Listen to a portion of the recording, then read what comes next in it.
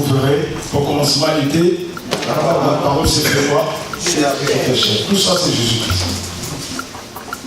J'aimerais te rappeler encore que cette période-là, nous sommes en train de tourner tout autour de la libération, c'est notre part. Parce que nous avons commencé il y a un dimanche, et j'aimerais ajouter quelques commentaires encore aujourd'hui, et que nous soyons complets. C'est important. Nous savons parler des choses de Dieu, nous lisons la Bible, mais des fois nous avons des difficultés à comprendre, à saisir l'essence réelle que Dieu donne.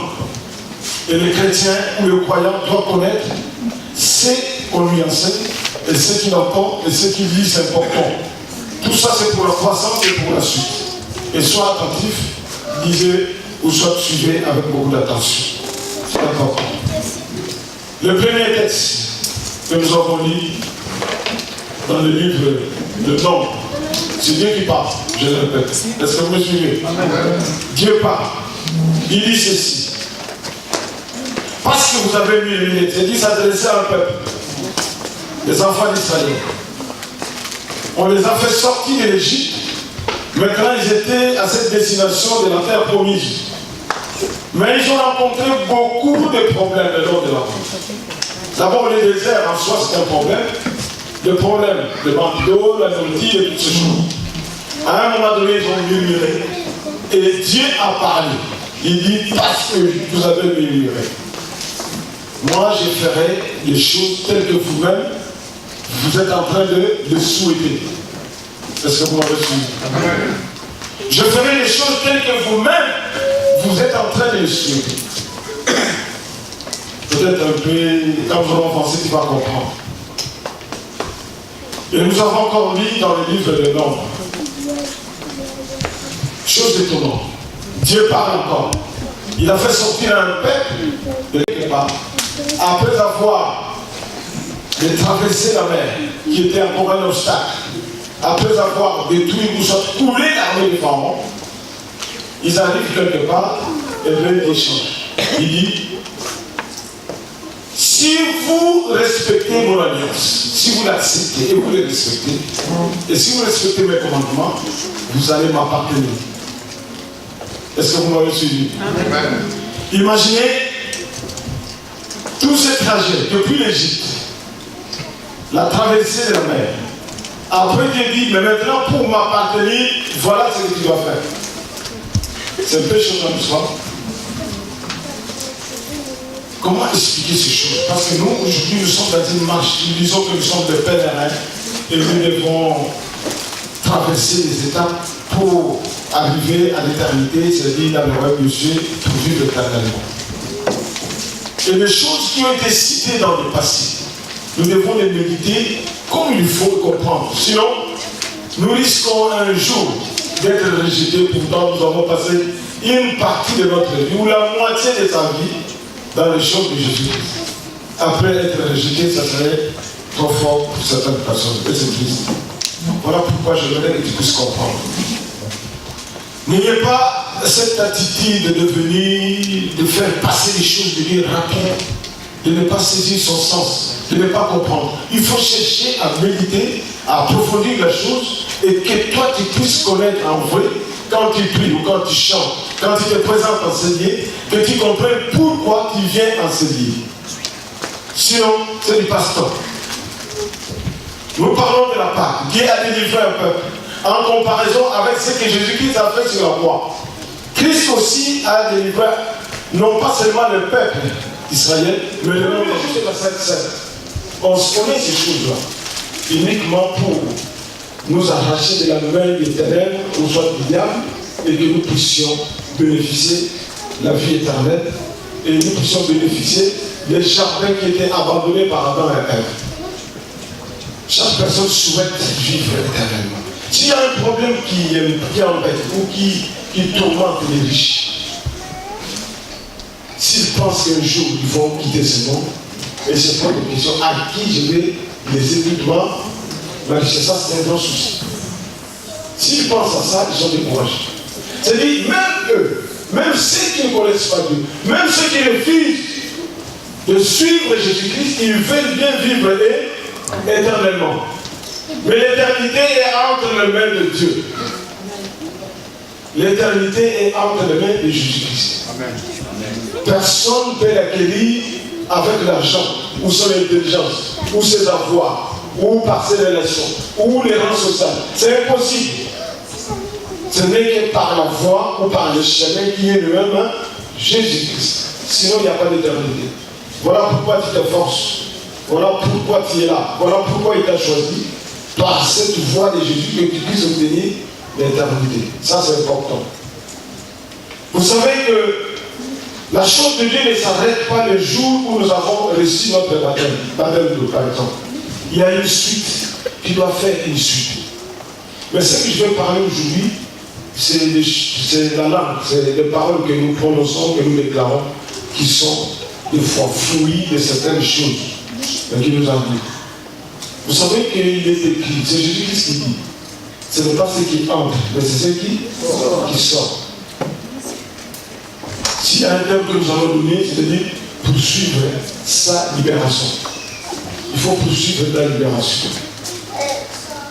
Comment expliquer Dieu lui-même va libérer un peuple en Égypte?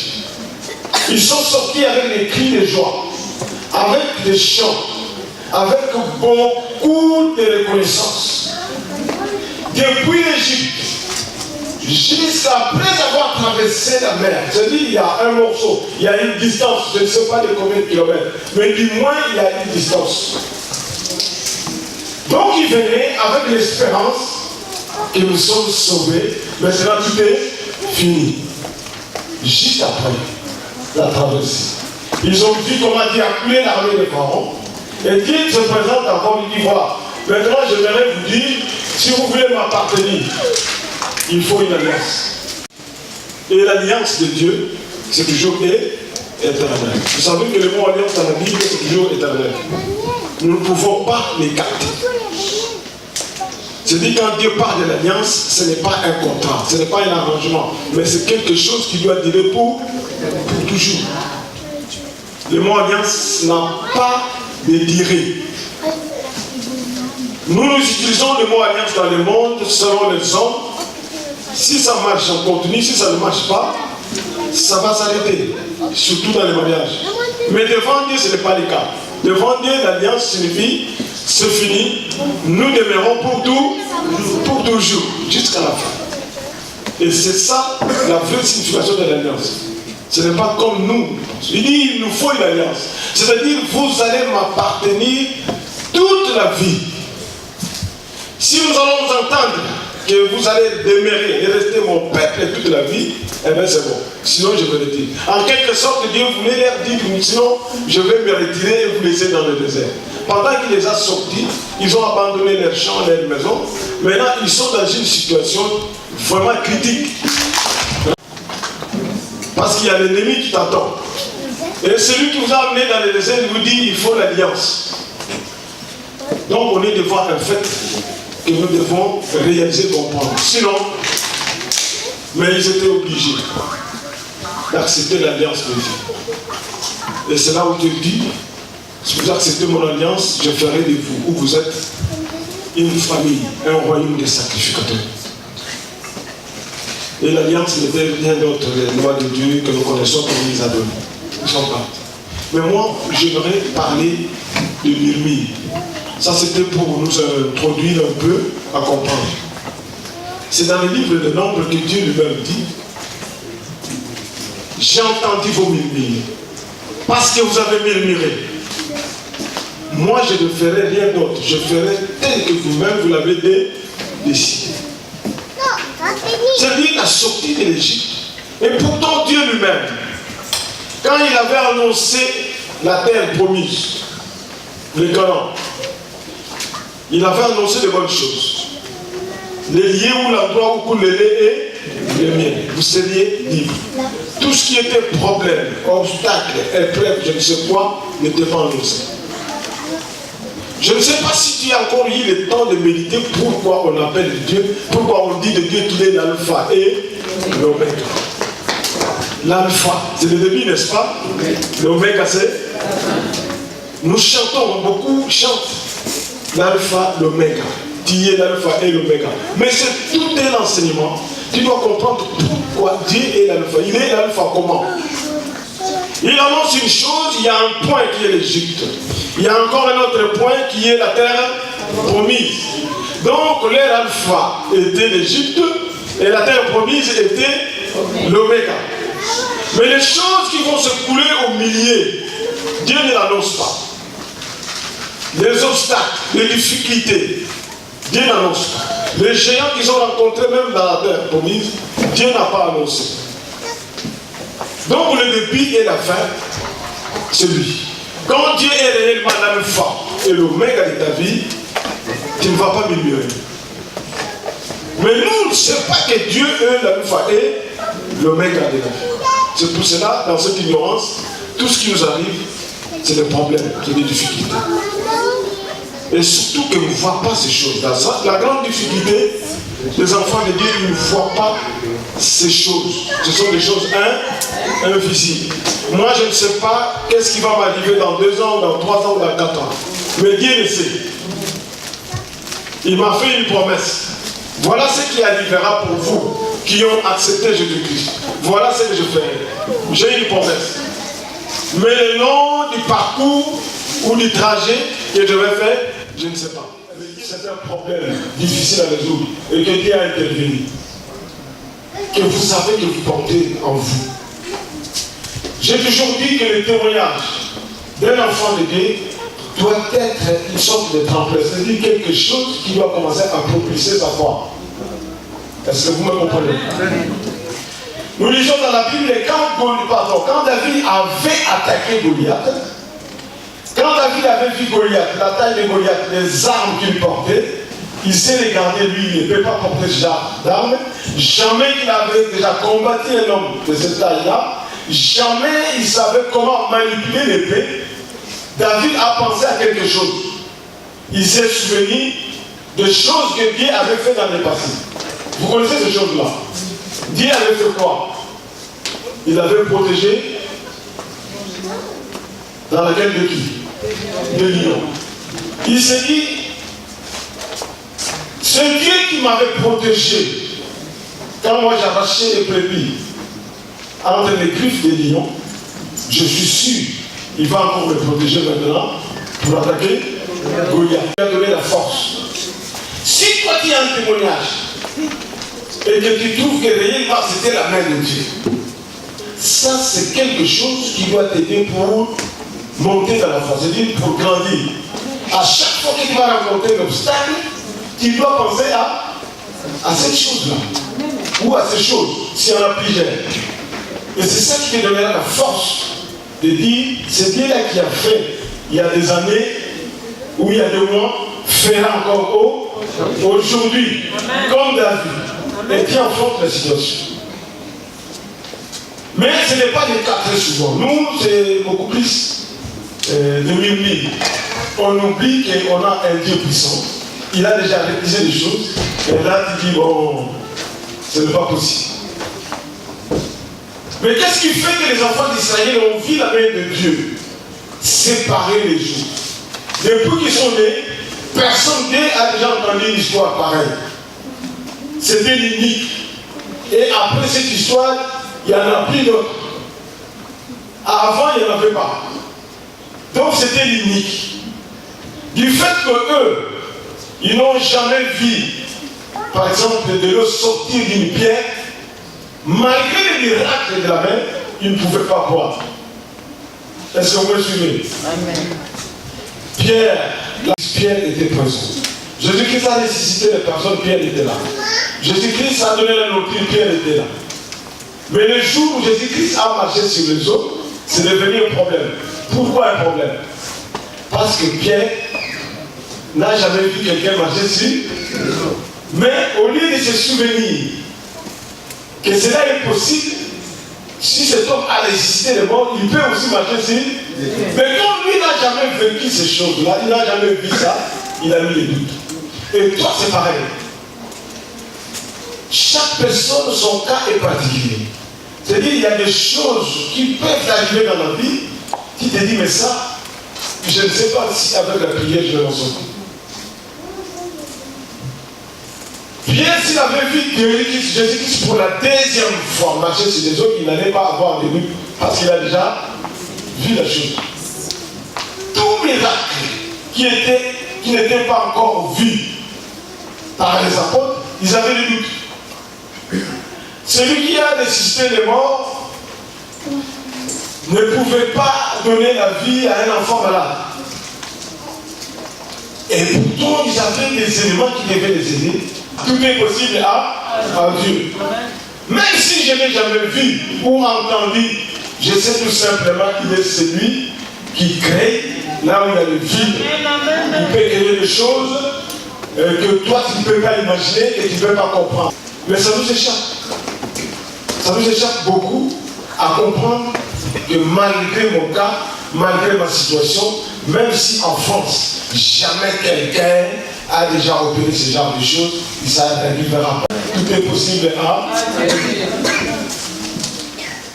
Moi, je suis parti avec cette phrase. Je n'ai pas besoin de donner les témoignages des autres personnes. Je donne mon propre témoignage. C'est ce que j'ai vécu moi.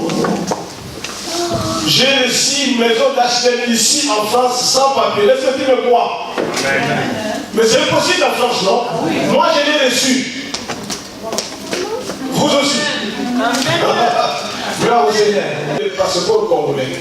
Et la dame qui avait reçu le a commencé à rigoler. La même personne qui a donné la maison. Parce que je me suis dit, tout est possible avec Dieu.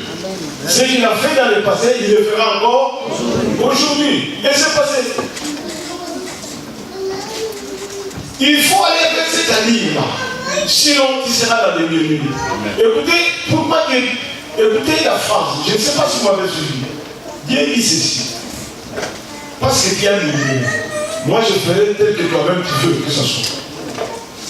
Est-ce que tu comprends? La personne qui a milieu, c'est dit, écoute, il n'y a pas de l'eau. J'étais mis en Égypte. On nous a fait sortir par quelqu'un, c'était Moïse. Je ne sais pas quoi dire. Je préfère retourner en Égypte. Je ne crois même pas que ce que Moïse est en train de raconter peut s'accomplir. Dieu dit, écoute, parce que tu n'as pas écrit, eh bien ça restera comme ça. Il se rendait jamais compte que les paroles qui sortaient valaient coûter cher. Et aujourd'hui, quand toi tu murmures, dans les oreilles de Dieu, c'est un problème. Il dit, mais parce que tu n'as pas écrit, eh bien reste dans ta situation. La chose va continuer tel que toi, toutes des choses programmées par Dieu. C'est un problème pour nous. C'est une sorte de malédiction en réalité. Et nous devons les effacer. J'examine ce qui s'est passé avec Pierre le jour qu'on a invité Jésus-Christ. Je vous ai dit que nous faisons un peu de commentaires tout autour de la libération. C'est-à-dire que Dieu nous a délivrés, il nous a libérés. Ce jour-là de Pâques, comme Christ a accepté la croix. Mais il y a une suite à faire. Jésus-Christ a fait la personne ou l'apôtre qui avait lié son maître. Est-ce qu'on est d'accord? Et il l'a fait 3 fois avant que le coq chante.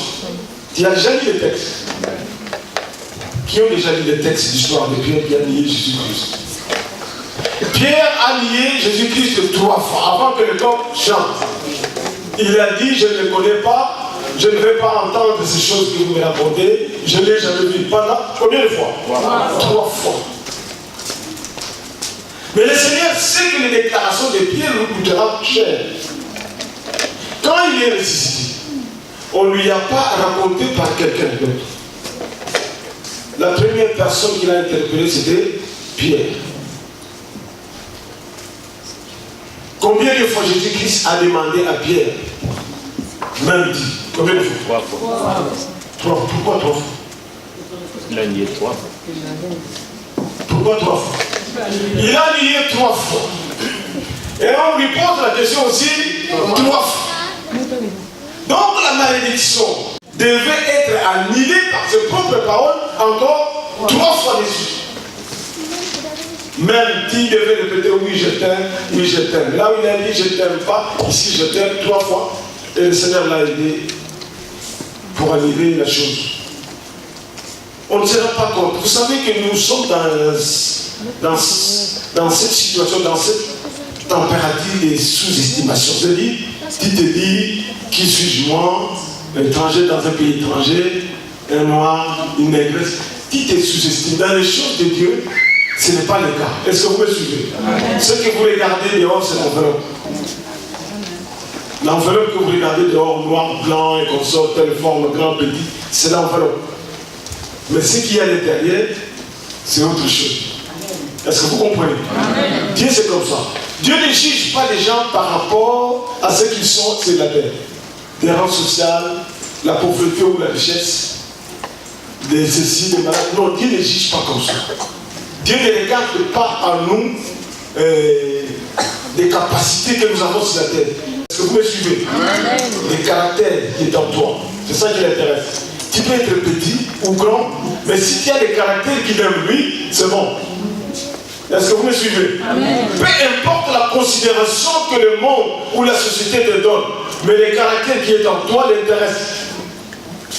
Quand Dieu disait que David, c'est l'homme selon mon cœur, mais David était le plus petit de tous les enfants de sa famille.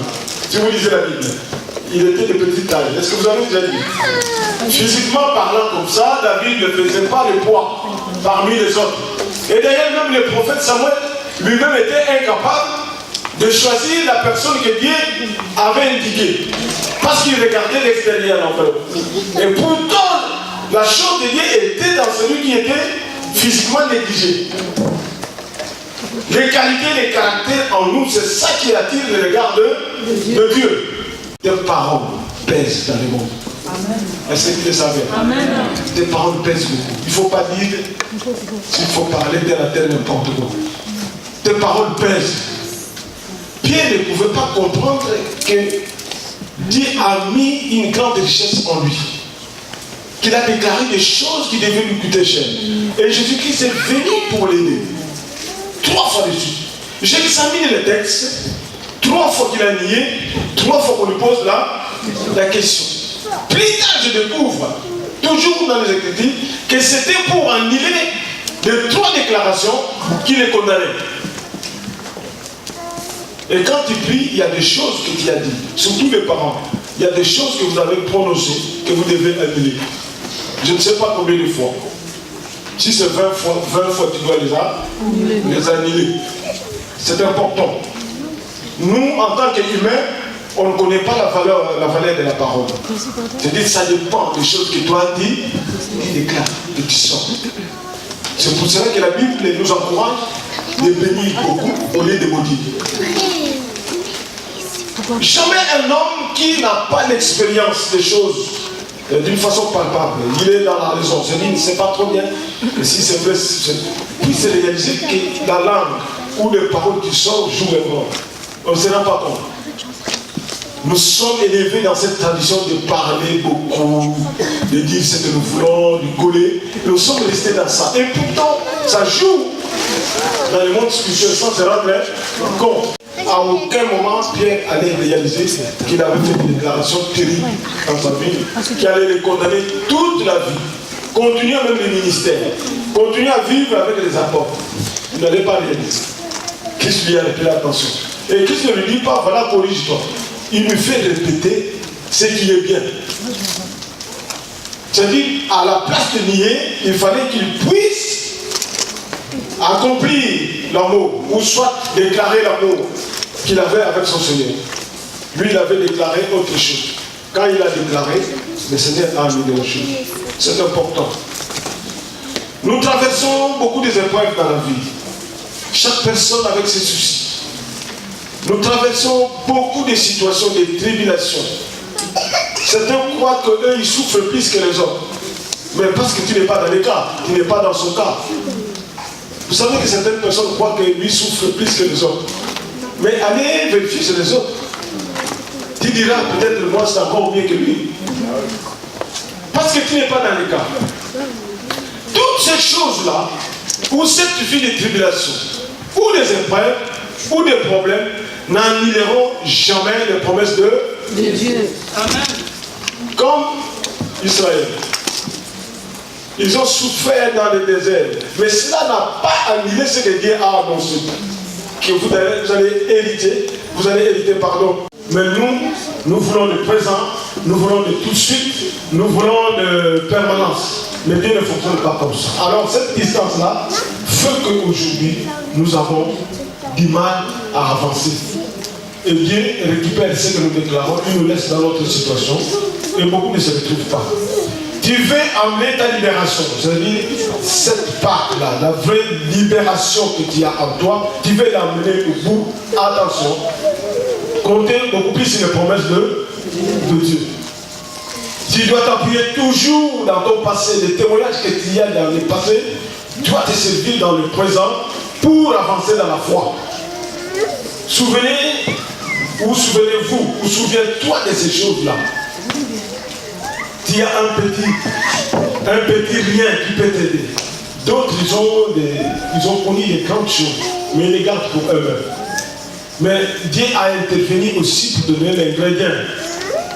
C'est ça qu'il a fait rappeler à Abraham.